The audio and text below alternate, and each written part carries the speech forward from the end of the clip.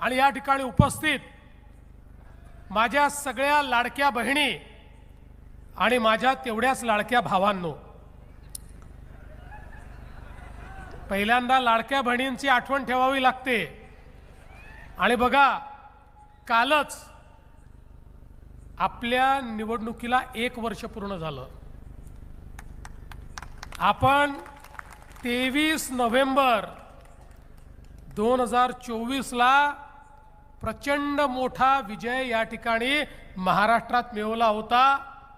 आणि तो विजय मिळवल्यानंतर आमचे विरोधक सांगायचे, यांनी सुरू केलेल्या आता सगळ्या योजना बंद होणार, आता लाडक्या बहिणींचे पैसे बंद होणार। पण त्यांच्या नाकावर टिचून 1 वर्ष झालं तरी देखील पैसे सुरूच आहेत। आणि बहिणींनो, जोपर्यंत तुमचा देवाभाऊ मुख्यमंत्री आहे, तुमचे पैसे कोणीच बंद करू शकत नाही।